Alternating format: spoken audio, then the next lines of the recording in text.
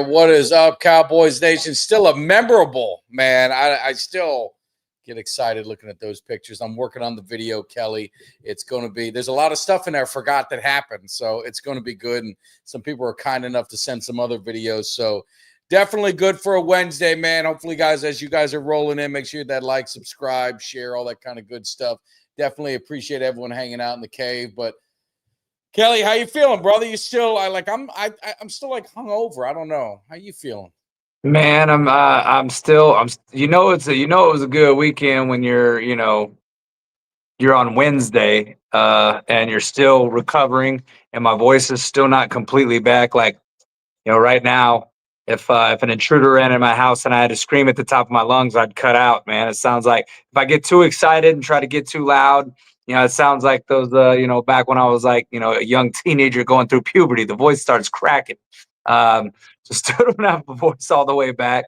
I still don't have the energy all the way back. I'm still, recovering for sure. But man, I want to talk about just a unbelievable weekend, man. Jam packed with good memories, good people, good times. Yeah, it was amazing. The year before or last year's tailgate was really good, and I thought, man, it's going to be hard to top that. I thought it'd be hard to, but man, let me tell you, this tailgate this year. Now I'm looking for the next year and thinking, it's going to be hard to top that. Just the whole atmosphere, the music, the people, everything about it, man. It was, and it was funny because our tailgate was gravitating people that weren't even had no idea who we were, that came. Oh, yeah. Just walking by and they're like, hey, they kind of stop, check it out. And, and we drew a crowd, man. It was a good time. Well, do you know who was at our tailgate? And I didn't even know it until J-Tuck posted a picture. Do you know the lady that was this mother effer? Yes. I met her. I did meet her. Yeah, I met her. Did you meet her? Yeah, I met her. I went over there. Man. I was like, I wanted to meet her because I thought she makes me laugh on Twitter. And it was funny because when I was doing like my videos and I was, walking around, she's in it. Like she's in the video and I'm thinking, I just didn't even pay attention. And I wish I would have had the chance to meet her and say, what's up? She's funny. She's funny. Yes. No, she's definitely, I went over there and got to say hi to her and meet her. And that was pretty cool. I was like, oh shoot, I met the chick from the airplane. But there was other people, that was coming in. Like you said, there was people from other groups. And I mean, it was the most intense time. And again, I was trying to go back to our first one and looking at the videos when you and I were talking about it. Because, this kind of started as, honestly, it was kind of like a joke. It was like, you know what, we'll just have a tailgate party. I didn't know it was going to be there. I figured it'd be me and you and Cuts and Mark and whoever, the rest of the crew would come hang out. And, the first one was cool and it was one spot. And then the next one was two spots. And this was three spots. And like you said, I think we took over about two other spots next to us. And it just overflowed into everything. And it was phenomenal. And again, it goes without saying, we wouldn't do it without Cuts, obviously, getting the food and getting, on the grill, and obviously Doug. And then we had DJ, we got the mayor in there, whole new level. And then really the people that you don't see, like Goza and Rhea, Cuts' wife. I mean, they were getting all the drinks, they were getting all the ice, they were running around, and it takes a village. And it does. It is not just, Tag and K9. We just, we're doing it. It is a bunch of people behind the scenes that really make it happen. And it to win back to back, I mean, to win the tailgate back to back, I think is pretty cool. I mean, maybe some people may not. I think it's pretty damn cool that we pointed out both times. And it was like deja vu, and it was just so intense and just, I mean, I wish I could do it all over again, man. It was such great memories. Yeah, and definitely a huge shout out to to the people that did do all that hard work, because me and you were out there smacking babies and shaking hands and stuff, or shaking babies and slapping hands, slapping backs, kissing babies, smacking backs and kissing. We're out there, doing what we're, introducing ourselves to people, and and doing all that and pounding beers and stuff. And you've got guys, like I said, I've always told Cuts that that this don't happen without him. It don't happen without Doug, because me and you trying to do all that. It wouldn't work. It doesn't happen with the mayor volunteering to come out there, bring his DJ equipment, come out there and do all that hard work. Like you said, giving a shout out to Doja and Rhea, who are now staples of the Cowboys Cave as well, with what they've done and their efforts. It does not go unrecognized, because again, it can't pop off without that. And then most importantly, with Cowboys Nation, the support that Cowboys Cave, our fans continue to show us, and all the love from all the different states, and from the UK, from Germany, from everywhere. Just that outreach and that outpouring of support for what we do, and for our passion for this sport and this team, man, it's unmatched, and it's really, it's amazing, but at the same time, it's also like humbling. You know what I Oh, mean? very. Just to be out there and to have these people coming and telling us, how cool it is to meet us, and how great of a tailgate it was, and all the kind, like, it blows me away, man. And I always just say, look, I never would have thought that I'd be doing this one day, and but here we are, man, and we chopping it up with these people, and they've become like family. Some of these guys, I look forward to seeing every year.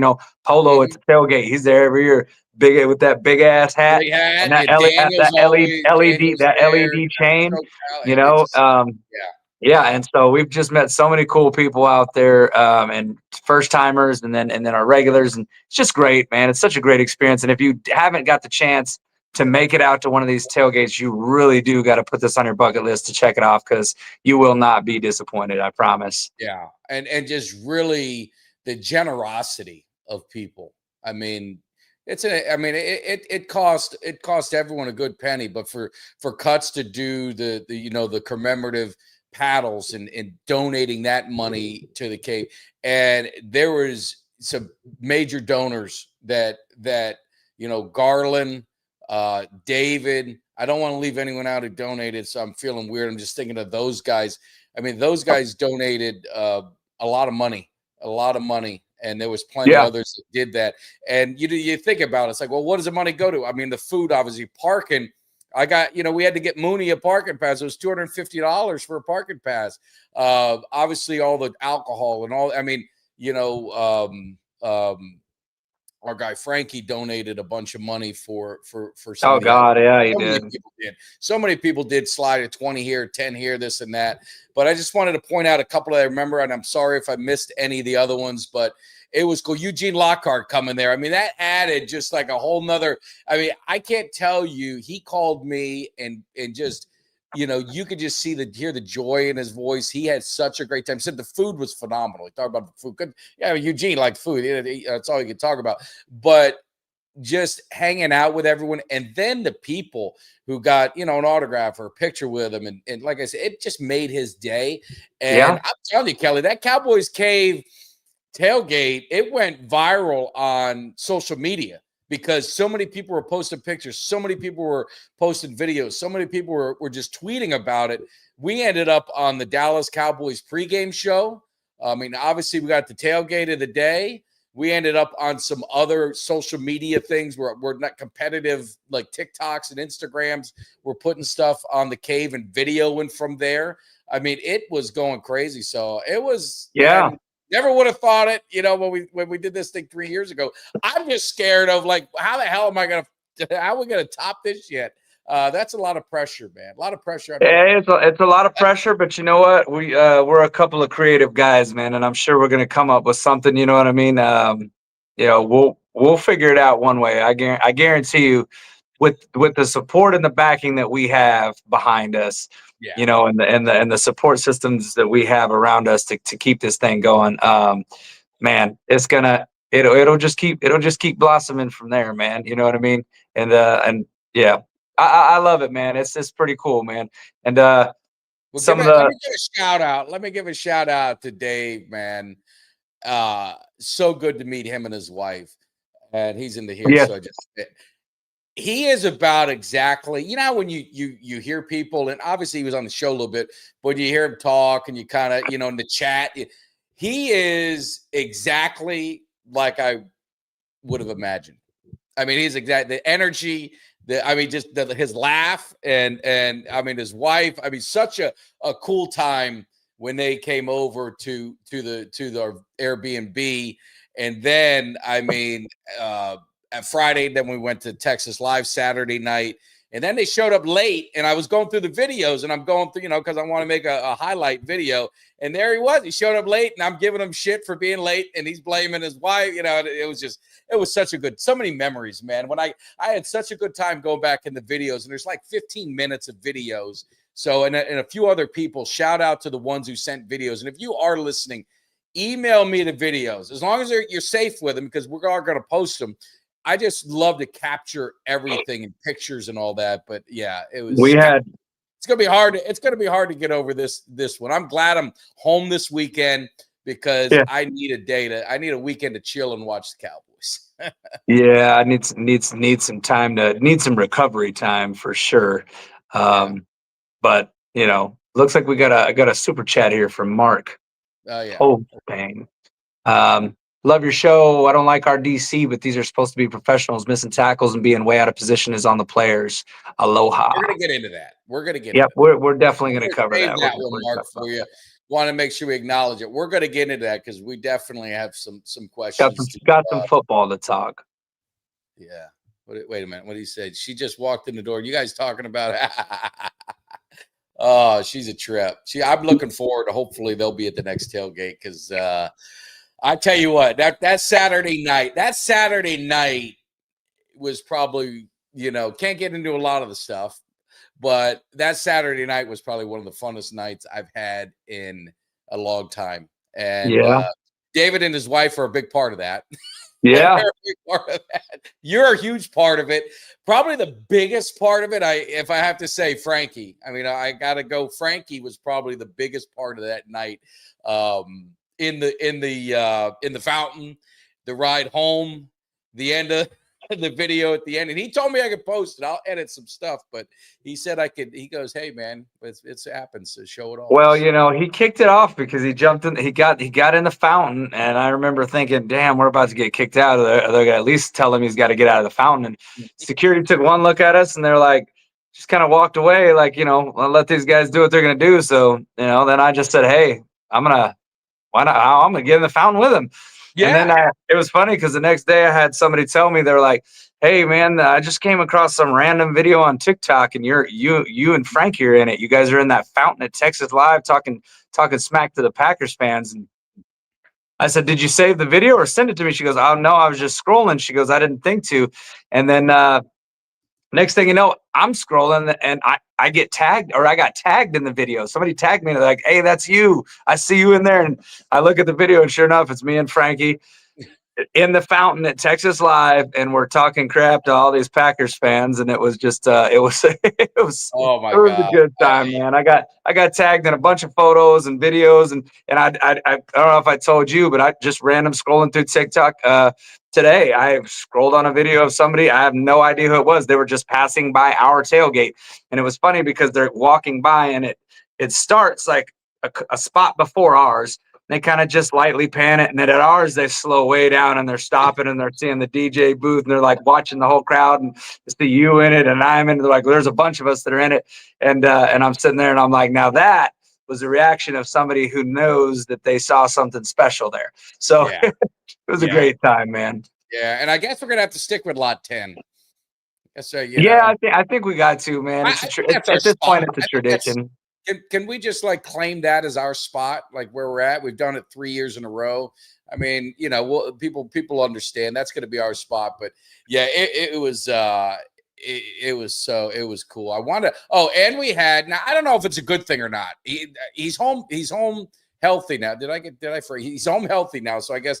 But we had the ambulance. I mean, we had an ambulance there carting someone away who had a little too much moonshine. Little too much alcohol, not enough of cuts as food.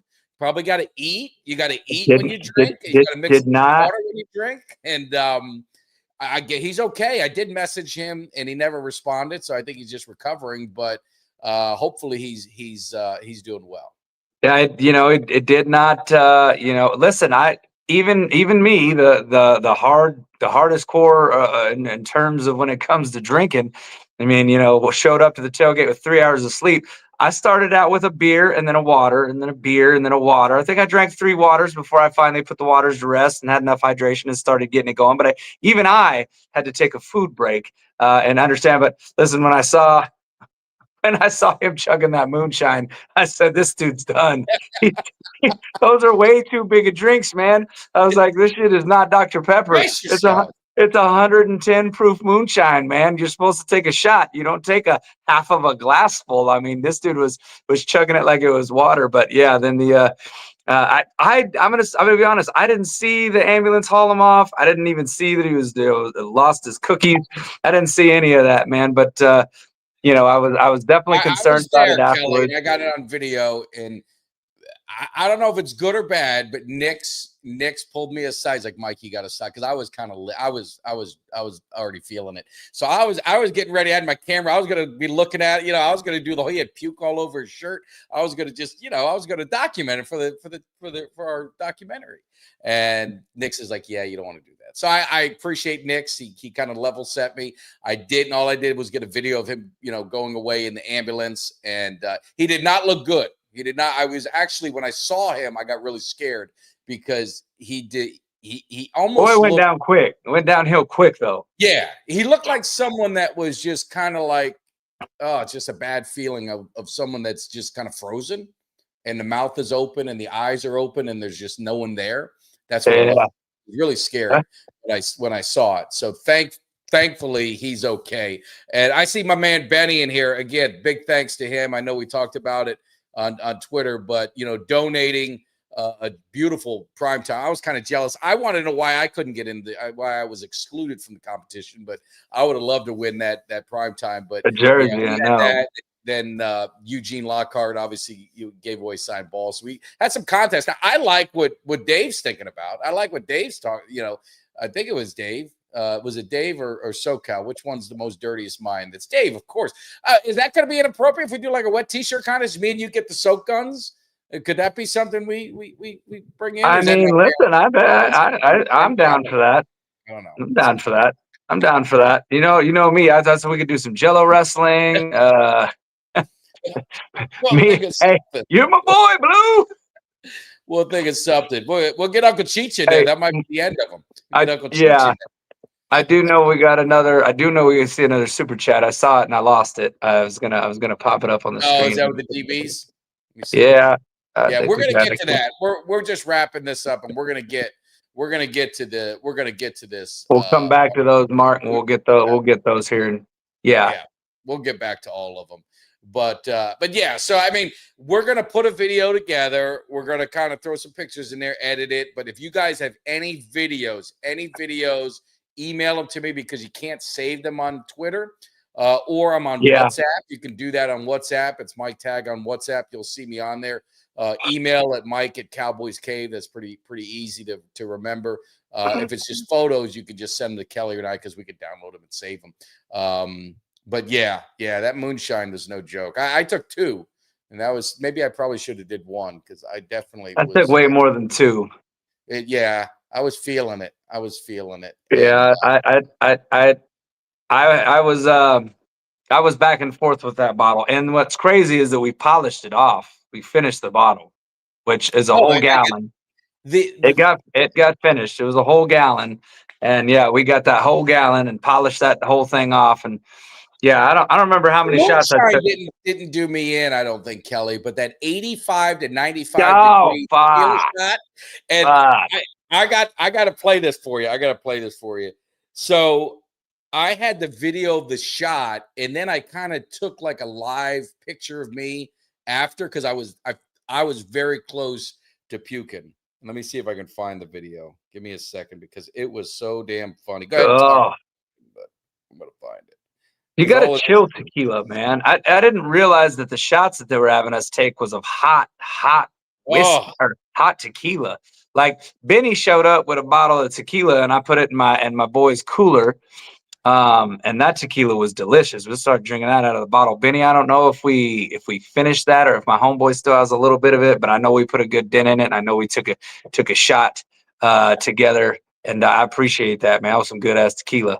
I'm usually a tequila blanco, but that añejo was fucking good. It was legit. But yeah, I like definitely like some tequila, but I don't like my tequila to be heated all right. oven Yeah. temperature. Can you? I'm going to play this. It's going to keep playing because I don't want to stop it. Did you hear that?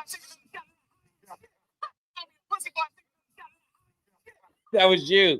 You said you could call me a pussy. I ain't taking another shot of that hot ass shit.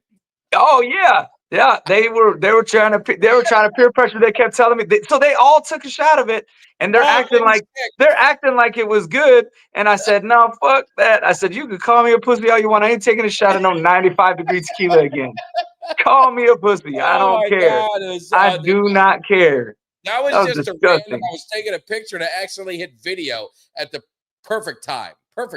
So Yeah. That was terrible though, man. It was terrible. And you know what was funny was that I should have known better too, because right before that they had poured a shot for me and a couple other people. We did a pickleback shot of Jameson, and that Jameson was just like almost just as hot, not quite, but almost just. And hot whiskey is terrible too. I'm like, what are you guys doing over here, man? Yeah. It's not chilled. It's just disgusting. Like, man. No. Yeah, it was gross, man. It was gross. It was nasty. So we'll pivot over to some football. If you guys have any other memories to share, whatever, we can definitely keep talking about. I could talk about that tailgate party, man. I'm laughing so much. I'm starting to cry because I've been laughing so much. But let's talk about the game a little bit. You and I were there. Just such an odd feeling, you know, in my lifetime. I've never been part of a tie. You haven't. No Cowboy fan unless you're in the 60s. Yeah. So I didn't know, like, what do you feel? And I just remember just walking out of the stadium, and it was just like nobody was talking. There was no shit talking. There was just kind of like everyone was like, well, what are you supposed to do? You cheer? Are you upset? You know, what's going on? But what I do know is his defense sucks. But, I mean, what was your thoughts kind of the tie? Now that you have about it. Yeah, man. I thought it was weird. It was weird because, like, well, first of all, you know, I made a couple of analogies, and I think the first one of the analogies I made had to do with sex. So I won't go there. Yeah, we want to get into that, but my son said we'll keep it PG. But I'm just gonna say it's like let me tell you this, Kelly. The one you did, my son said, what did he call you? If he's in here, he's got to say, yeah, standing on the curb, you're yelling at fans that profanity-laced analogy. You're yelling at him after the game. I'm mad at myself for not recording, but you were standing on the block, and my son just couldn't stop laughing. He goes, you just kept repeating it. It's like yelling at the fans as they're walking by. It was funny. Well, you know, I wanted people to know how I was feeling. Well, I remember one guy said something. He said, preach. But look, it's like, you know, it's like kind of getting let into a 5-star restaurant, man. And you get to smell the food. You get to see the food. They bring you the food, but then you don't get to eat it. And I just don't understand. Like, it was just weird, man, because it felt so unsatisfying. And somebody needs to be a loser, period. Somebody needs to be a loser, whether that was us or whether that was Green Bay. That felt so unsatisfying. It's like they slapped us on our ass and said, hey, good game, guys. Now get up out of the stadium. And walking out of the stadium was one of the weirdest walks out of a stadium that I've ever had, because normally you've got one side talking shit to the other side, one way or another. And nobody was. It was like an awkward silence. It was like a shocked silence. It was like all that emotion, everything that you put into it.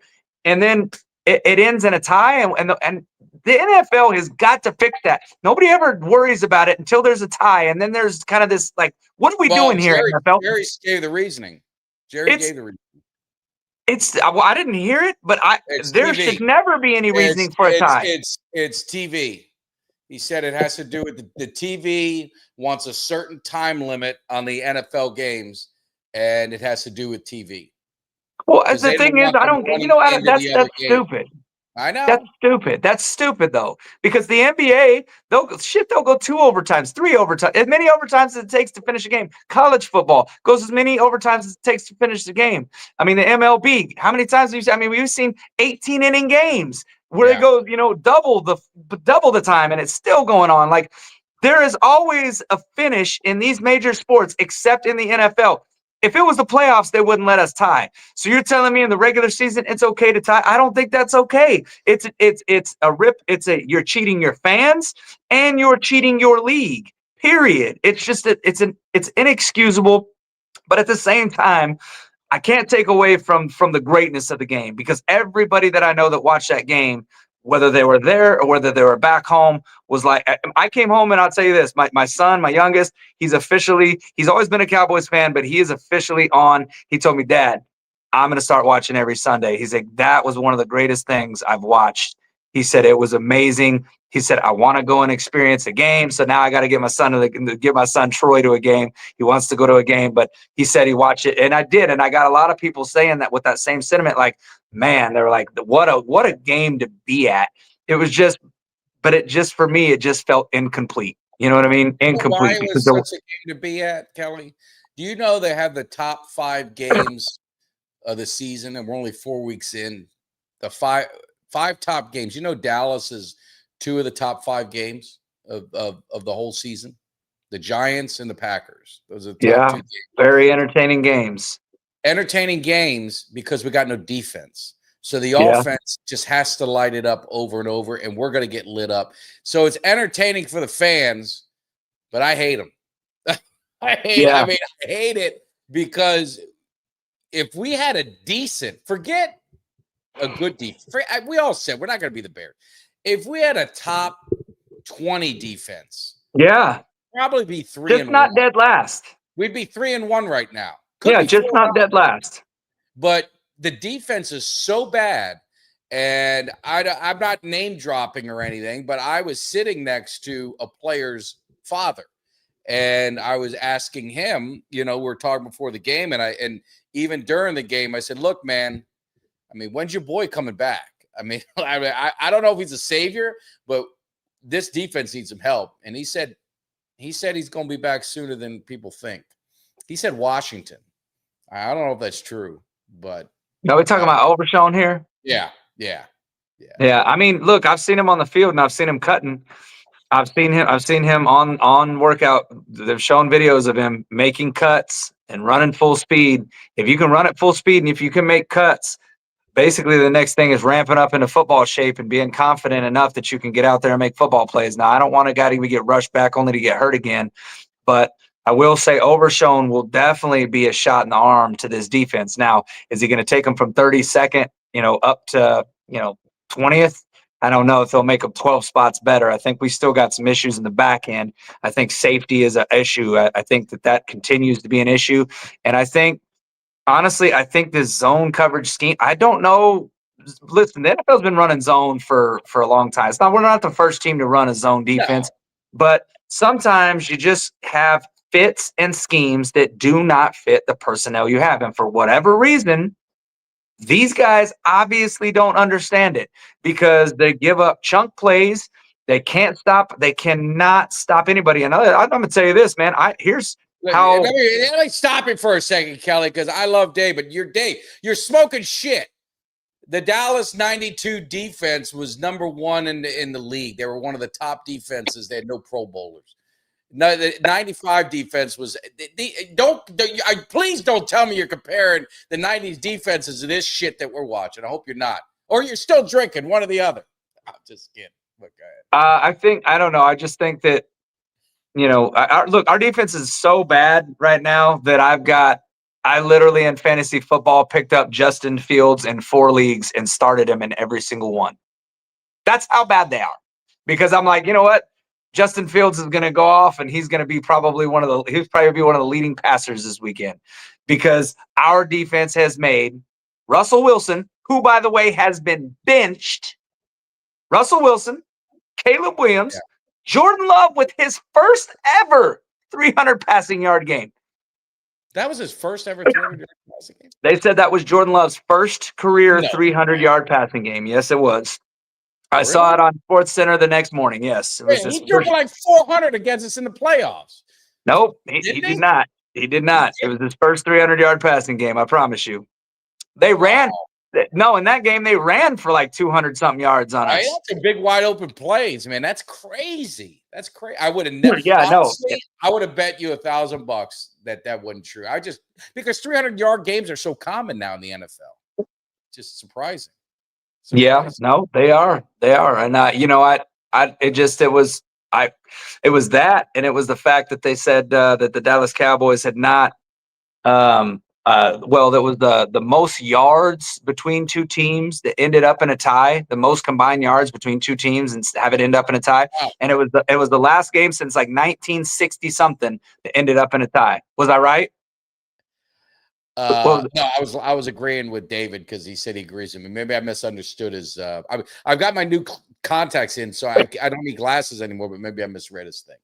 Yeah, but no, it was just It was disappointing all around to just to once again see the defense not be able to get a stop at all for this team, and just to watch this team have a masterful performance by Dak Prescott, masterful performance by Dak Prescott in this offense, and George Pickens having a breakout game. And all of it to be for naught. And I mean, because I don't know if you know this, but George Pickens already this year has surpassed his touchdown total for all of last year with Pittsburgh. 3 touchdowns last year, 900 yards and 3 touchdowns. He's got a little over 300 yards and already 4 touchdowns on this season. So, George Pickens. One thing that I will say that I like, Mike, I just before I forget, know the thing about it. CeeDee Lamb's absence might actually be a good thing. And the reason I say that is because when he comes back, Dak has started to trust George Pickens a little bit more. Did you see some of the throws that he made? That throw on the sideline that he made when the safety's coming over to the top, the DB had him pressed, but he made that catch. He put it right there where Pickens could get. He's starting to trust him because before you could saw when CD was in there, it was a little bit like he was feeding CD because I don't think the trust level is there. I don't think the chemistry was quite there. Usually it takes a few games to get it there. That shit's there now. And when you talk about CeeDee Lamb coming back into this offense and you talk about the maturation of Cavante Turpin as a wide receiver and what he's been able to do, combined with Jalen Tolbert making some pretty big plays. That sideline catch was a huge play. And then this offense is literally going to be unstoppable. This offense can score 40 points a week. It's a championship offense. I mean, this is a championship caliber offense. This is the best offensive personnel that we've had. I since I can remember with the Cowboys, definitely during Dak's tenure here. Yeah, I mean, you talk about the 2 receivers, Javonte Williams, and hey, I'm gonna toot my horn because I hear all these people saying, "Yeah, I was wrong about Javonte Williams." Yeah, I'm the one who told you guys, Javonte Williams. I watched what he did at North Carolina. I watched him destroy Miami. I got messages from my brother who's a Bronco, buddy of mine's a Bronco. They said, "Dude, this guy is legit. Wait till you get him. He's coming off an injury. He's 2 years removed. That's typically what it is." I knew Javonte Williams was going to be solid. No doubt in my mind that he was going to be solid. And this offensive line, you lost 3 guys. You got 3 guys out of your offensive line this game. You had your center out, you had your guard out, you had your tackle with a concussion out. And this offensive line, I told you guys last year, I was good with this offensive line because they played more together. They were getting together. They were gelling. They had some nasty to them with Hoffman. Bass was solid. Now they got depth. So when guys come out, this offensive line is not missing a beat. All we heard about was the Green Bay defensive front. What did that idiot Orlovsky say? Oh, it's going to be their annihilation. Then you had the other guys that they had to pan like a 5 sacks, 6 sacks. Parsons going to get that sack they gave him was to make him not get shut out, so they had something to talk about. Dak Prescott gained a yard, if not was at 0. They definitely didn't lose yards on that play. They gave Parsons a sack just to make it something to talk about in the media. But this offensive line is solid. This whole offense, if our freaking defense could just do something, dude, I'm telling you, we could make a run. And I heard several people that actually watched the game on TV that said that they said it was pretty disgusting. They said how much that they talked about Parsons during that game. They were like, literally, you would have thought it was just the Cowboys versus Michael Parsons. They were like, that's all they talked about during the game was Michael Parsons this, Michael Parsons that, Michael Parsons, Michael Parsons. And I'm like, we really had zero impact on the game. And here's the thing, man. I'm just to tell you this. I've not ever taken, I don't take anything from Michael Parsons' talent. He's phenomenal. Uber talented. He's a phenomenal talent. Great player. But I'm telling you right now, there is a difference between him and the true defensive game wreckers of the past several generations. Because Michael Parsons has been on, this is now his second team where he's been a part of a defense that allowed 40 points a game. Now, I'm not saying you can't have a great pass rusher on a bad team, but this defensive front of Green Bay has been talked about as being a juggernaut. This defensive Green Bay had not given up, I think, more than 18 points. I think it was 18 was their season high this year. Yeah. And we put up 40 on them. And the thing is that regardless of, when we talk about some of the greatest, we talk about these generational talents, you talk about the LTs, and you talk about, I would even go as far as to say like a Bosa or you talk about a Hendricks, or you talk about a Reggie White, or you talk about guys that really wreck a game plan. You just don't see that with Parsons in some of the biggest games. This was a huge game for Green Bay in terms of, they were getting momentum rolling. Everybody was talking about them. They had all this momentum behind them. They had just come off a loss against the Cleveland Browns, coming back to Dallas. Micah Parsons returned to AT&T, and he was, Well, this is he dropped 40 on. This is what I'd say to you, David, too. This is why you don't pay one player on defense, because you could scheme. You could scheme against them. That's why quarterbacks get the money they get. And I know people are, oh my God, you gave Dak this money. Quarterbacks are a premium, and you're going to pay that money for a quarterback. That's why I said I didn't have an issue when the price tag got so high that it's just not worth it. And the crazy thing is, though, do you believe in PFF? Do you believe in all that shit? Who is the highest rated player in that game per PFF? Yeah, see, that's crazy. I agree with. So I saw Okoye already. I saw Okoye. Yeah. He was arguing with people, and that's it's PFF though. They're that's such a trash ass. I'm sorry, they are. When it comes to their grades, man, I really have lost respect for anything that they do, because how can you be the highest graded player when you did absolutely fucking nothing to stop that offense from scoring 40 on you? Yeah. Nothing. Like, if anybody should have been the highest rated player in that game, give me Dak Prescott. Maybe give me George Pickens. Like, give me a player that actually had a significant impact on the score of that game. Yeah. Be a defensive guy. I was going to say, there ain't one goddamn defensive player on either side of that fucking field that deserved to be the highest rated player. How is he highest rated player? Because of what? The pressures that he got didn't do shit.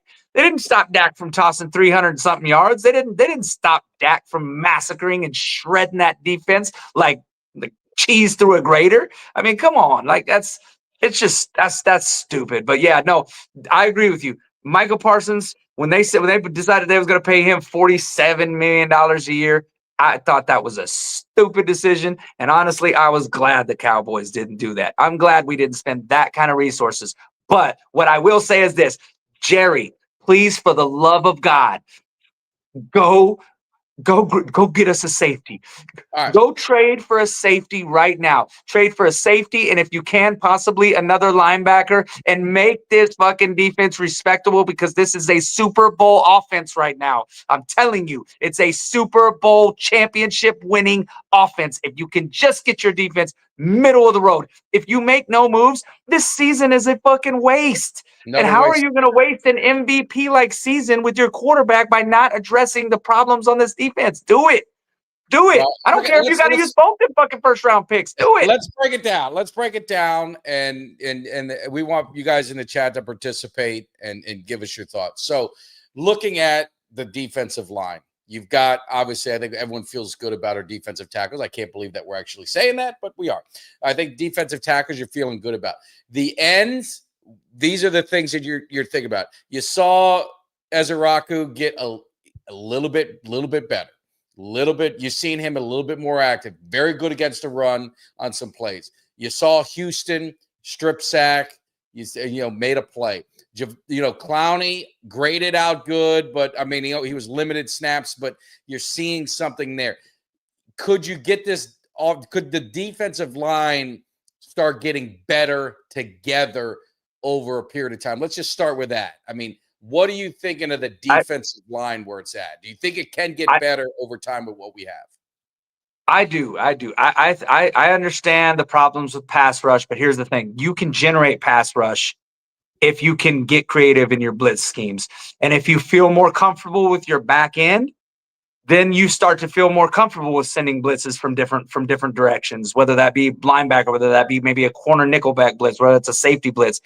But right now, I don't think they feel very comfortable with our secondary. And I think that our secondary right now. One level at a time. One level at a time. We're going to go. I'm just saying why I trust the defensive line, because I think that they will get better, and I think that they will be fine. I think that we could be just fine with what we got on defensive line right now. So we've got that. Linebacker.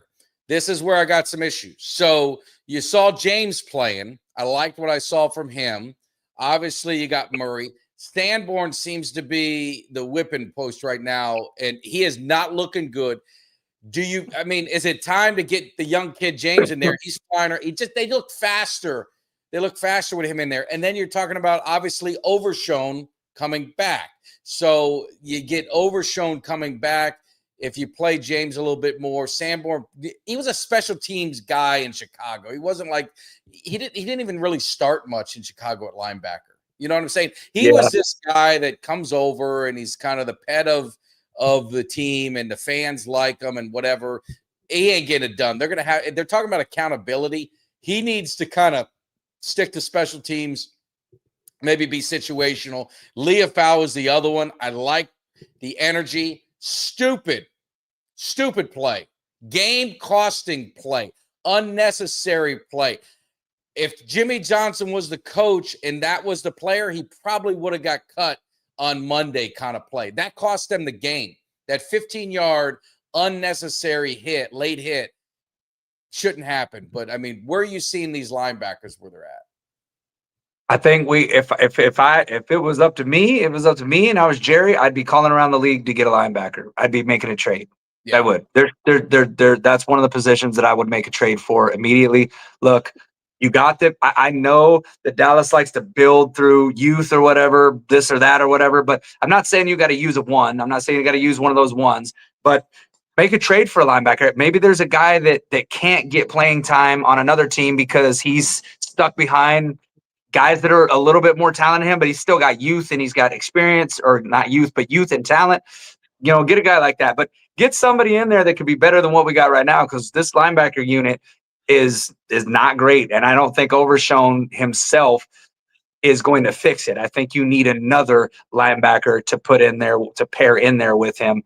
If I'm Jerry Jones, I'm looking around the league at trying to make a trade for a linebacker, because linebacker is an issue right now. Yeah, I think to me, if you know that Overshown is good, if you can count on him, I would be okay with it. Only because most teams you're running, they're running nickel. Sometimes you're only running two linebackers, and I think we've got two serviceable linebackers. If Overshown's in there, I think you'd be really good. So it really kind of it really depends on where you think Overshown's going to be. Back end. Now, back end, you got Diggs still working his way back. Bland working his way back, but they both played. You got Kalen Carson is back at practice. Mingo as well. So Mingo on the offensive side back at practice.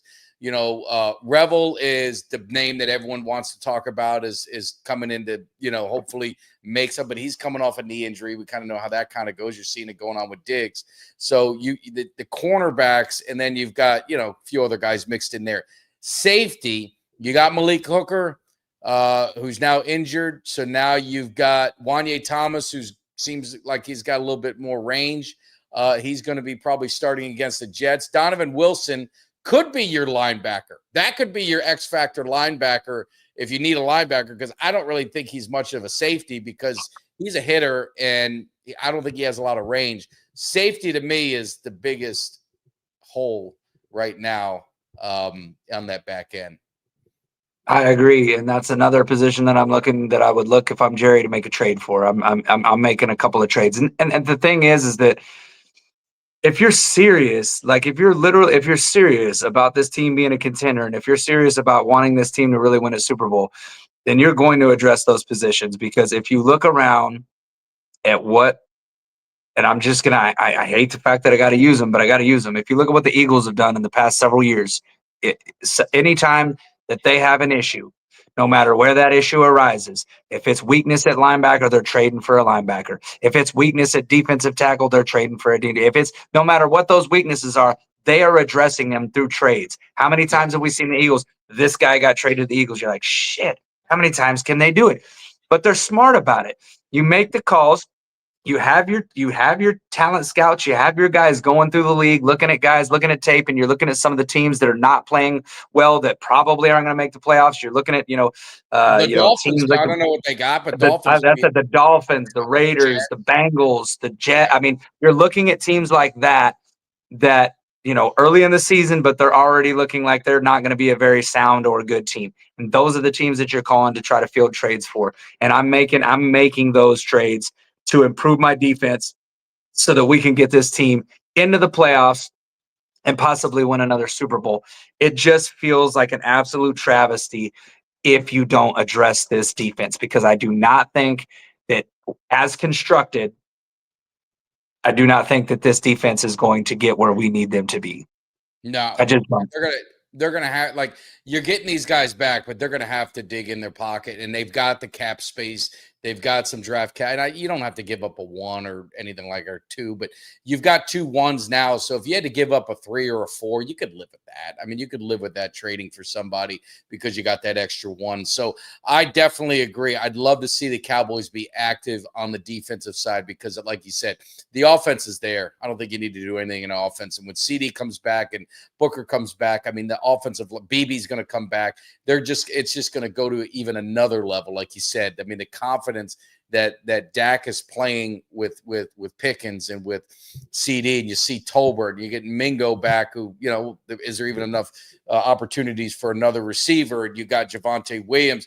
I think Jadon Blue, I think this is the game you're probably going to see Jadon Blue. Sanders is a little nicked up. There's a few guys nicked up who didn't practice much, today. But, yeah, they've got to do something, man. You can't sit idle. And I tell you, the craziest thing, if I were to tell you that Jalen Hurts has 700 yards passing and Saquon Barkley has, I think, under 200 yards rushing, and he's averaging 3 yards a carry, and they're 4-0, how the hell does that happen?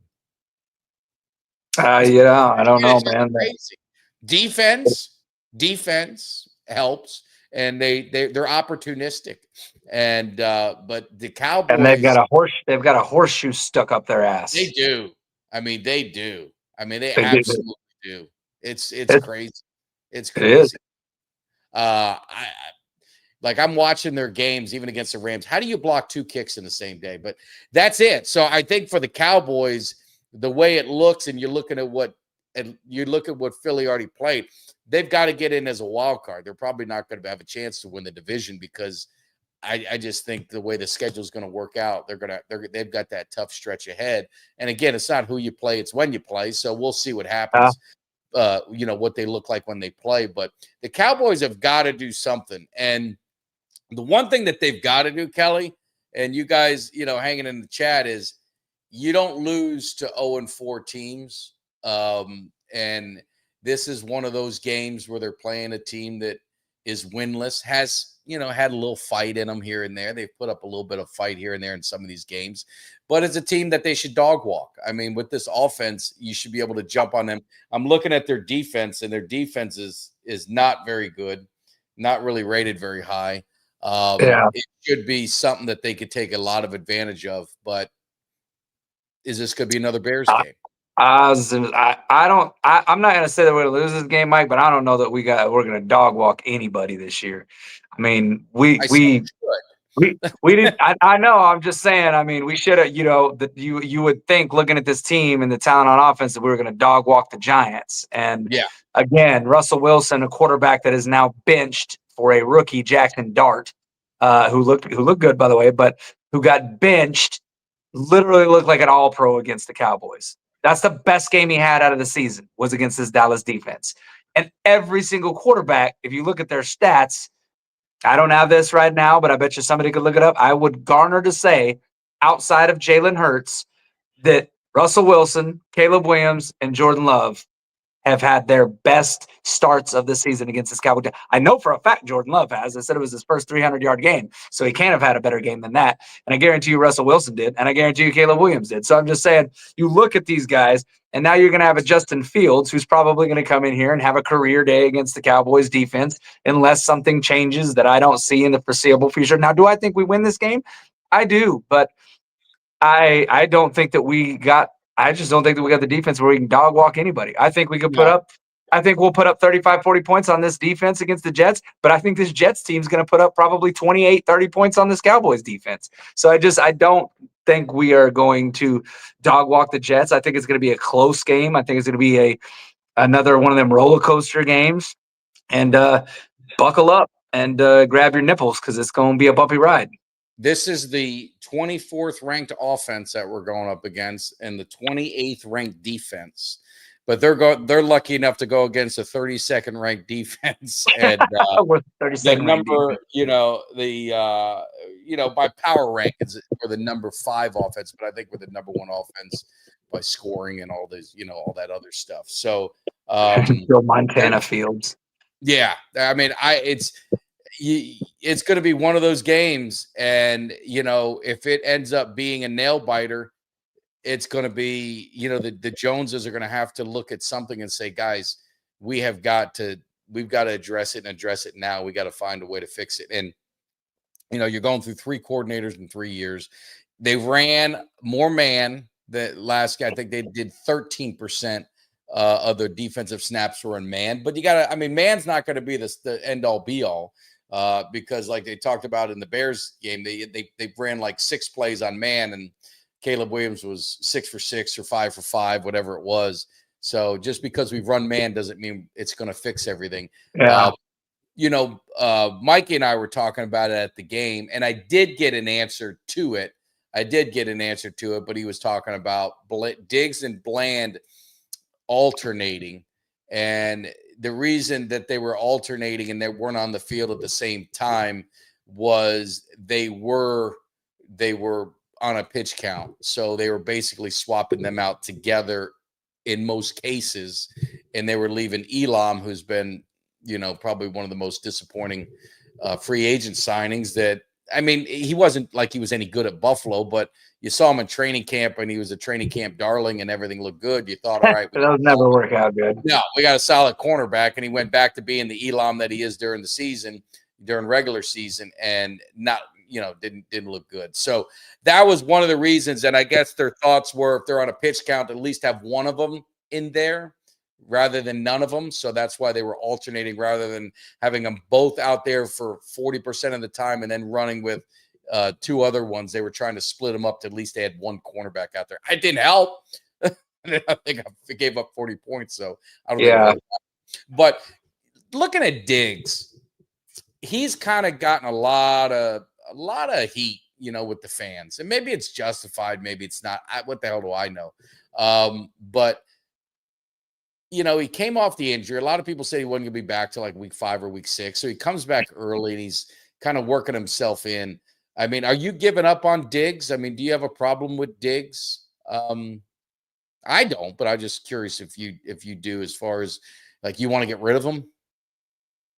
No, I don't want to get rid of him. I think that he's still coming back from a pretty devastating injury that he had, and the fact that he came back early was, to me, was pretty amazing in and of itself.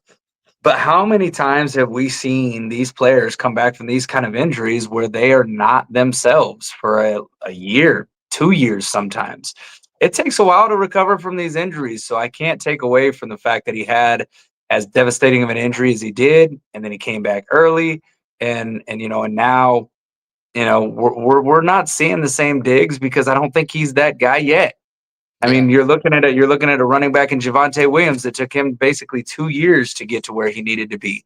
And that's the thing. That's kind of part of the reason why I'm if I'm the Cowboys that I'm making a trade at linebacker because everybody's thinking that Overshown. They're like Overshown.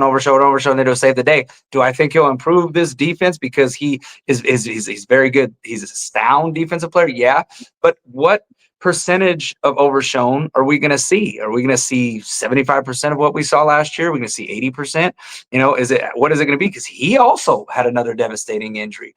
Yeah. And then, like I said, you can't take away from the fact that sometimes it takes a while to come back from those injuries, and you got to give these players a little bit of leeway and a little bit of patience. Because Diggs, I think, is still young enough to be a good player in this league and still young enough to be a great cornerback. It's just not looking good right now for him, just from some of the things we've seen. But and again, that right there, not playing in a He's a system. man. He likes to play man. He likes to play man. Exactly. I will stand on this thing. I just don't think the zone shit's working. I don't think it is, man. And Eberflus is gonna have to do something, man. I mean, at this point, why wouldn't you try to shake it up and say, you know what? And I understand what you were talking about with the Caleb Williams thing about when we played man, that it was, that they still had them completions. Yeah, it was only 5 plays or 6 plays. But I mean, man, you look at this zone defense, man, and you've got just dudes running wide open, and it's just nothing looks good, nothing looks easy. Everything looks confusing, like. Whatever it is, it's just not working. And I think that a lot of that falls on the defensive coordinator in my opinion, because I don't think that we maybe have the best personnel, but I think the personnel is better than 32nd in the league. Yeah. And I think you need to conform your style to the talent you have, right? Like, he came in here, these are the guys. So, you need to build a defense that fits their strength. You can't have them conform to everything. There has to be some balance. There has to be some give and take. And if Bland and Diggs and a lot of these guys are better in man and they seem to be playing better in man historically, then maybe you need to play more man. Maybe you got to hey guys, all right, well, let's scheme it up. Let's work together on this. What do you like? It's the same thing, with a quarterback. I mean, usually the offensive coordinator is going to go up to the quarterback and say, all right, what plays do you like? What are the plays what are your favorite plays? When they script those top 15 plays, when they kind of run them, they are what's going to get you in rhythm, feeling comfortable to kind of make you feeling good. So maybe they need to mix in more man. They did it a little bit last week, but really not a whole lot, 13%. But maybe they need to do more and more to get them comfortable. And then maybe in certain situations, zone is a better fit, right? If zone might be better if you're doing bend, don't break, and you just try. You got the lead, you got the offense kind of hitting them hard, and I don't know. I think, and I don't know Eberflus, and I don't know what they're doing. I just hopefully they're not being stubborn in forcing players to kind of conform to their style when the players are maybe more fit for another. Yeah. Well, I don't know, man. They're, I leave it to these guys to try to figure this thing out because they have to, and they're going to have to do it quick because you got 2 more games and then your bye week. These next 2 teams, you should beat them both, the Jets and the Panthers. But I mean, hell, you never know. The Panthers dog walk the Falcons. If they show up and play like that against the Cowboys, hell, they could end up dog walking the Cowboys. I mean, if you go into this bye week with 2 wins and 3 losses and a tie, if you're 2-3-1, that's not a great way to go into the bye week, and it's definitely not a great way to come out towards the back half of the season when you've got some really tough teams to play. I mean, you're looking at here in November, you've got this Chiefs team that's starting to look better, and they're getting players back. They're going to get a Rashee Rice back. They got Xavier Worthy back. Rolled over the Ravens. We got the Commanders twice. Let me just make sure because maybe you misspoke or maybe you're looking too far down the line. So they got the Jets and the Panthers. Then they got Washington. Then they got Washington. And then a bye, right? No, then they got Denver. Oh, shit. I thought they had 2 games and a bye. Their bye week is until week 10. So, they've got the Jets, the Panthers, Washington at Denver, Arizona at home, and then the bye. Then they can't wait. Then they can't wait till the bye. Yeah, they can't wait till the bye. They can't wait till the bye to fix this shit then. No. The thing is, and I don't want to look ahead, but we're we're just fans talking, so we're allowed to do that. I don't play for them. The Cowboys blew the Chicago game. They got to steal a game that we didn't think they'd win. And the game that I'm looking at is Denver. They better be ready. They're going to have to steal a game because I think we all kind of said, you know what, against the Eagles, they're on the road. Yeah, okay. The Bears, we didn't see coming. The Giants, we figured we'd win. The Packers, most people thought we would lose. I kind of thought we'd win and then shit the bed next week against either the Jets or the Panthers. I thought it would work itself out to where we'd win that big game and then they'd flop or whatever they did. So they're going to have to. I mean, they don't have time to work through it. They're going to have to steal a game against a team that we think should have beat them to get back in. Yeah, because right now with this defense playing the way that they are, I'll be honest with you. I could see us winning against the Jets. I could see us winning against the Panthers. But I don't know that I could see us beating Washington. I don't know that I could see us beating Denver. I don't know that I could see it I don't know that I could see us beating really. You don't think they could beat Washington at home? I think they could beat Washington at home. We own them. I don't. I think Jaden Daniels would put up 400 yards of offense on this 400 yards of offense on this team. You better be hell. They ain't. I mean, I understand, but I guarantee you that dude could slice and dice this offense or this defense completely apart. Again, you gotta look back at the quarterbacks that have absolutely annihilated this defense. So that's the thing. You're going to Dak Prescott and this offense have to play a perfect game every single week. You're not allowed to make mistakes on this Dallas Cowboys offense. One turnover can literally be the difference of you winning and losing. One mistake, too many 3 and outs, two starting out slow. Like we did against the Packers, where they're almost going to be up 14-0 on us, if not for that blocked extra point that really kind of swung the momentum of the game. You have to play perfection. And I just don't think that – I just don't know that this team is built to do that unless they fix this defense. That's the thing that scares me the most. Look, I'm not nervous about the offense, but I'm watching some of these teams. I'm watching Denver with the Bo Nix look very efficient, and I'm watching those and I'm looking around and then I can't get it out of my head what Caleb Williams did to our defense and how that 0-2 Chicago team. Don't let that USC, just because he went to USC and we know all those teams stink, all the players coming out of there stink. Don't let that get too much into you. Don't get that. He was probably a decent quarterback. Poor USC. I wonder if SoCal still thinks that USC would beat Texas Tech if they went up. He said they would. He said they would. But hey, give a shout out to my man Garland. We got to meet him at Texas Live. Obviously, came to the tailgate. I know you're right. We're rested. We've been rested. You just got up late. We talked about the Cowboys Cave tailgate party earlier. Definitely rewatch that. And again, thank you very much. You know what I'm thanking you for. Thank you very much. I appreciate it. Again, without people like you, the tailgates would never be able to be done because my wife would probably divorce me. But anyway, I appreciate the help and making it happen because it was a lot of fun. It was good. But yeah, look, I mean, I agree. I don't disagree with anything you're saying. I'm still holding out hope that if they get some of these guys back, they can get to be decent. I don't think they'll ever be good. I just need to get decent. And I look at where this team has kind of gone. And all right, they Philly on the road, they went toe-to-toe with the best team in the NFC, arguably a CeeDee Lamb catch away from stealing that game on the road. They went toe-to-toe with Green Bay, who everyone anointed as the second best team in the NFC. So I've seen what they've done against the best. Now I've seen them what they've done against the worst. They ain't so good either. So, I mean, that's the dilemma that we're in with Cowboy fans. So I think if they can figure out this freaking defense and just be 20th, I think the Cowboys can maybe make something happen down the road as they get their guys back. But like you said, you got to see it to believe it. And right now we don't see it. So, yeah.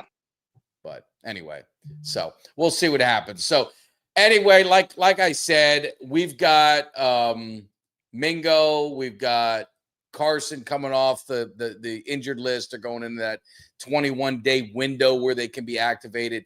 Carson, I would think, probably has a better chance. Looking at the running game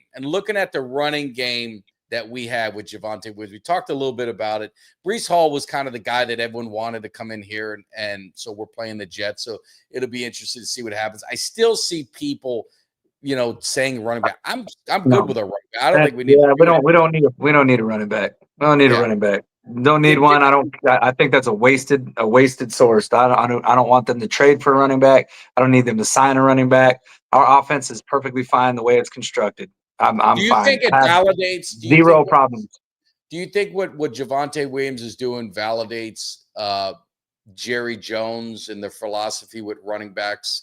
They've kind of gone on the cheap the last couple of years, low contracts. I mean, Williams is 25, so I mean he's gonna get paid a little bit, otherwise he'll be gone. But if he continues, he's on a pace for 1,300 yards. I mean, what's your thoughts of the running backs as a whole? Forget just the Cowboys, but the value of a running back. Because you look at Saquon Barkley's is he close to 20 million or more? And he's averaging like 3 yards a carry, and he's been a non-factor for the Eagles this year.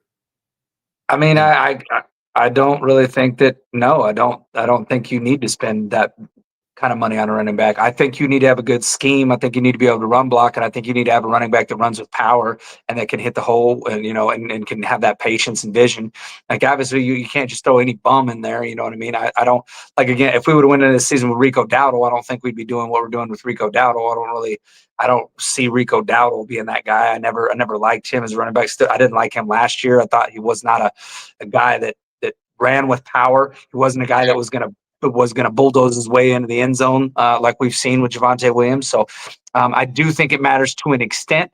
But you look around the league at some of the best running backs. Derrick Henry's struggling. No, that's what I say. Derrick Henry's struggling, which you eventually kind of thought that he might kind of start to tend to fall off a little bit. But, the Ravens, not a great record. You've got obviously the Eagles are 4-0, but I don't really think that's more Saquon Barkley. I think it's more their defense and just kind of they got that complete team, obviously. But, I mean, you look around the league, I mean, you've got Bijan Robinson, one of the better running backs in the league. Atlanta is not, doing all that hot. They got smoked by the Carolina Panthers a couple weeks ago, and they've struggled with some Houston and Baltimore at the end of Sunday, one of them are going to be 1-4. No. So no, I don't. I think that maybe it does validate Jerry a little bit, but I think that it helps though when you've got weapons like CeeDee Lamb and George Pickens and what Cavante Turpin's turning into, and a little bit of someone mentioned we did see Turpin on the injury report. There was a lot of Cowboys on the injury report, so I don't get really worked up yet. I want to see how Thursday looks. So I know there's guys are nicked up and guys so I guess we just gotta kind of wait and see what happens. But you don't want any. You can't lose any more guys these next couple weeks. I mean, they can't afford to lose. But no, I think that they'll be all right with it at running back. At the beginning of the season, I thought, a little bit about maybe we should trade for another running back. I'm off that now. I'm perfectly fine. And honestly, I'm fine if Miles Sanders is our second guy. Because I honestly, I mean, he's not blowing anybody's doors off, but he's being pretty productive too. Though that's been a pretty good 1-2 punch. I know everybody wants to see what Jadon Blue can bring to the table, but obviously I'm going to trust this coaching staff that, the top two guys that they had in training camp was Miles Sanders and Javonte Williams. That's working out pretty damn good so far. So we're not struggling in the run game. So I'm not pounding the table like, God damn, we got to get Blue in here. We got to get Blue in here because his offense is rolling without him. So, can he help us a little bit more? Maybe, but maybe you put him in there and he's a complete liability and gets Dak Prescott killed because he can't run block and he can't pick up his running block assignments. You don't want that. I'd rather keep Miles Sanders in there than have that happen. You know what I mean? So I'm going to trust the coaching staff and whatever decisions they make, I'm on it because right now, Schottenheimer and this offensive staff has got their shit together, and I really trust these guys. And I like the play calling. I like the creativity. I mean the play where he played out of shotgun, or he played out of a wildcat the other night. I thought that was creative. I love seeing it. He talked about seeing that inside the 5. Get an extra offensive lineman in there. You know what I mean? Yeah. I mean, they talked about us seeing that in training camp. You know what I mean? And I thought, well, when are we going to see it? Are we going to see it? Are we going to see it? We did. We seen it. So, and I like it. And so no, I'm loving all that what we're seeing out of Schottenheimer, and I really do. I trust that him and that offensive staff to make the right decisions when it comes to Blue and when he should get on the field. Yeah. Well, off subject, college football. We got a good slate. Miami, Florida State. So I'm looking forward to that on Saturday night. I mean, who's Tech got this weekend? Houston. Who you drawing? Houston people. Houston on they got Houston. I don't know why the hell Houston fans all of a sudden are feeling so confident. They've been chippy as hell, man. I don't know what the hell it is. They're so confident. They're so confident that they're gonna get they're gonna get this win. I mean, they went up against 0-4 Oregon State and barely won. They won by a field goal against 0-4 Oregon State. 0-4 Oregon State.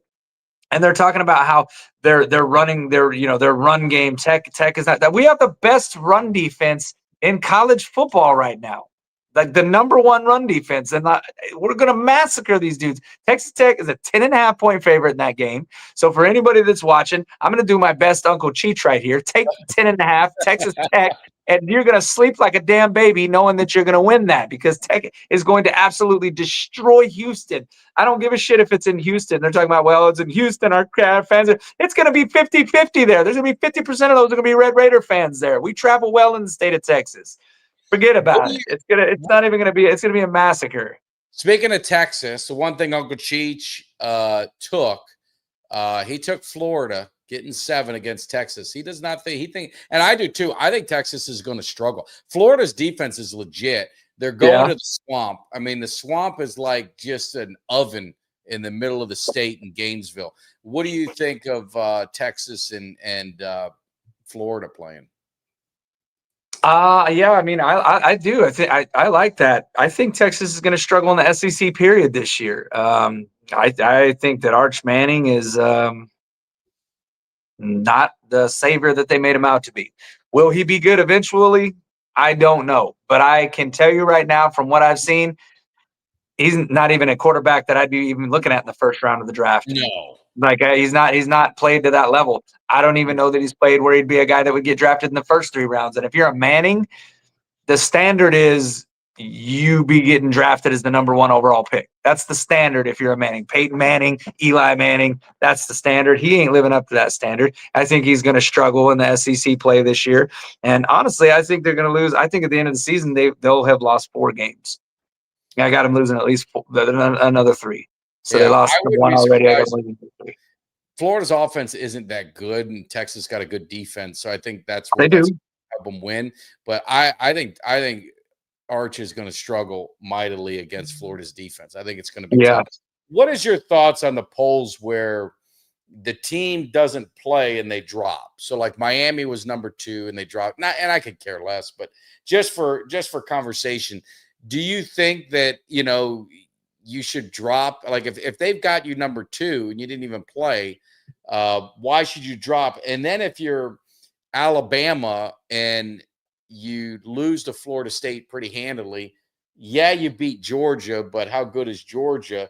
I mean, should you drop? Should you drop or go up that much? And Georgia barely drops. So if you play the math and you say, well, Alabama beat Georgia, Florida State beat Alabama, they each have 1 loss. I mean, Florida State took a tumble in a late loss on the road on Friday night. But then Georgia, I guess what I'm saying is there's SEC bias. Is it so blatant in college football, the SEC bias? Or is it just because I'm a Miami fan and I hate the SEC? No, I mean there's definitely bias. I don't think that you should drop if you don't play. I don't think you should be penalized and drop a spot if you don't play. I mean, you didn't lose. It's not your fault that you had a bye week. I think it's stupid. But I mean, it happened. It's happened to a few. It happened to Tech this year. It happens all the time. They went from teams that happen. They went from like 22 to 23. Yeah, SEC teams it doesn't seem to happen. There's definitely a bias when it comes to the SEC. It seems like college football really wants the SEC to succeed and not just football, but everything. Basketball, baseball. It seems like they have that in everything. They always seem to be ranked the highest, regardless of if they've done anything to deserve it. They're there. That's just the world that we live in now, though it's unfortunate, but it is. It's a lot of political things when it comes to that. and a lot of politics when it comes to college football. So, Would you you just pick Iowa State? You're that they're in your. How good do you think Iowa State is? Iowa State is they're good. They're They not got the bad. receiver, right? They've struggled a little bit though. They've Yeah. struggled a little bit recently. So I mean, I don't know that Iowa State is going to be I don't think that's going to be a play at college. I don't think that's a playoff team. Because they've struggled with a few opponents and some guys that they should have put away pretty handily, and they've struggled. But honestly, so has most of the Big 12. To be honest with you, I mean, the only team that really hasn't struggled and is Tech. Tech's rolled through everybody, including their first ranked opponent that they played. Or they beat them by 24. So, BYU struggled, Iowa State struggled, TCU struggled a little bit. So, it's common for teams to struggle. I think Iowa State's still a pretty good team. I definitely think they deserve their ranking. I just think that they might be ranked towards the bottom of the 25 before it's all said and done. I think they're set to lose a couple games this year before it's all said and done. Yeah, I was just looking at LSU was ranked ahead of them, and I think LSU's looked like shit, and they lost. Yeah, no, they absolutely have. They look great against Florida. I mean, I don't know, their wins aren't that great. Anyway, I just love college football, so just want to get a little college football because my Canes are playing. Canes are playing Florida State, and Florida State ruined it. We're supposed to have college game day there, and they blew it by losing. So, but it's fine. We'll see what happens. So, looking at the Jets game, we'll wrap this thing up. Prediction time: Jets, Cowboys. Cowboys on the road. Jets are 0-4. Cowboys 1-2-1. Got to get a win. Get them back to 500. How do you see this game? Are we just in for another wild ride? I think so, unfortunately, but I think that's the way all of our games are going to be until we figure out to get this defense fixed. So until they show me otherwise, I have zero faith in the defense to stop anybody. Again, when I look at the names that have put up big yards against this Cowboys defense, it's kind of hard for me to say, well, but it's Justin Fields, because I think Justin Fields, honestly, as a quarterback, I think he's better than Russell Wilson, and I think he's better than Caleb Williams. I'm going to be honest with you. So I think that they're going to have the ability to put up, and I think Garrett Wilson is a damn good wide receiver who you're going to have to watch out for. So I'm going to say that that it's another crazy game. I think the Cowboys are going to win it. I'm going to say we're going to put up another 40 points, and I'm going to go Dallas 40. And I'll say New York 35. Yeah. I mean, the spread is only 2.5. And I know the road team, the home team gets 3. So it's probably like 5.5. So it's less than a touchdown favorite. So you're probably not far off. I think Cowboys will put up 40, but I think the Jets are going to put up over 30. So, I mean, I could see it being like a 40, 32, 40, or 35 or 38 or something like that. It's going to be a stressful Sunday afternoon. It's a 1:00 game, 12 o'clock if you're in Texas. So it's going to be, you're going to have the afternoon to kind of recover from it. But I think the Cardiac Cowboys, I think you coined them one year, if my memory's right, when we had just some of those crazy games. I think that's just the way this team's going to be. All the pressure is on the offense. I don't know if you feel, I know you feel the same way because you've talked about it. When I watch the game and I see our defense give up a touchdown, I am so panicked, and I was like, we got to score a touchdown. And then if we settle for a field goal, I'm like, dude, we're screwed, because now they're going to score. And now we're going to be down, instead of 7-3, 7-7. Now it's 14-3, and then we got to get 7 to get back into it. And it's really not a good way to live. It's not. I mean, that's why you see them lose to the teams that they shouldn't lose to, is because of this defense. So if they were to lose to the Jets, I wouldn't be. I don't think any of us are going to be shocked. It'd be very angry. But until this defense can figure it out, it's just going to be. It's going to be a close shootout, and hopefully the Cowboys will stay on top and get back to 500. So. Yeah, I think they'll get back to 500. I think they'll end up squeezing this game out. But I think you're right. I think it'll be another stressful game. It's not gonna. I don't think the Cowboys got any easy games in the foreseeable future, just because of the fact that this defense is such a liability. And we've seen that they, regardless of who they're going up against, they're going to give up big plays. Those big plays result in touchdowns. And as long as you're blowing assignments, and as long as you've got confusion on the back end of that defense, teams are going to exploit it. And I'm sure that the offensive coordinator for the Jets is licking his lips with the chance to get over this. Like I said, I hate to do this, I hate to do it, but I mean, literally took Justin Fields and snagged him because he was available in several leagues, and I'm like, okay, let's get him, and because he's projected to, I think he's one of the highest projected fantasy quarterbacks this week, because going up against Cowboys defense, and so I mean, if fantasy football experts are thinking it, and if Vegas is got it kind of like you said about a 5-point game, and because if our defense was even half-ass good, if our defense was like you said around the 20, let's just say 21. Then I think this would be a game where the Cowboys win by double digits. Yeah. But unfortunately, it's not. We got this terrible defense, and I think the Jets will make it close. They'll make it interesting. They will, and our saving grace. Well, we could be proved wrong. They're giving up 34 points a game, so the Jets are just as bad as we are in defense. Yeah. So you might see 100 total points when it's all said and done. I mean, take the over. I don't know what the over is, but probably take the over. I would take the over for sure. I absolutely would. Yep. So, all right, guys, man, we're wrapping it up again. If you guys missed the show, we had some laughs the first 20, 30 minutes talking about the Cowboys Cave tailgate party. So you could go back and check that out. Also, we will be putting together a little highlight of the tailgate of the event from the beginning to the end. They have some fun with. So I'm working on it. We'll get that posted up. Again, if you have any content, any pictures, any videos from that event that you feel comfortable sending, email it at mike@cowboyscave.com or send it to me on Twitter if they're photos. If it's videos, send it that way. Or WhatsApp. You can download and send a lot of videos that way easier. So Mike Tag at WhatsApp. So you guys check it out. I appreciate it. I'll be live pregame. Back to, I think G-Reg's going to be in the house. Early morning. Kelly, I know you're sleeping. Early morning. We like to have our cup of coffee and talk Cowboys. We'll be doing that on Sunday morning. If you're up, hop in. If not, now, is this an away game?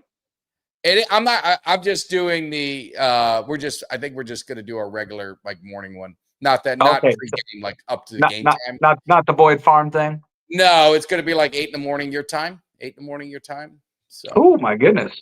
Yeah, 9 o'clock my time. It's a 1 o'clock game, so I gotta get things going because if I'm up and about, I'll get on. You never know. Sometimes I'm up on a Sunday at that time, so you'll never know. That's another reason you never know. You could kind of see you'll be able to judge for yourself. Was Kelly hungover or is he feeling good? Maybe he's feeling good, you'll be popping in and be well rested. So I appreciate it, man. We appreciate all the love. Thank you so much, Cowboys Nation. Whoops, I forgot to do the ending, so let me fix it. Sorry. Give me a second. Appreciate you guys. Yeah, we appreciate it. And thank you. Take care. Have a good rest of the week, and we'll see you on the weekend. Take care. Go Canes! Give me that W against the Seminoles. I got to laugh at them. I'll see you. Give me somebody that's hungry. Give me somebody that's hungry. I need somebody. All right, bro.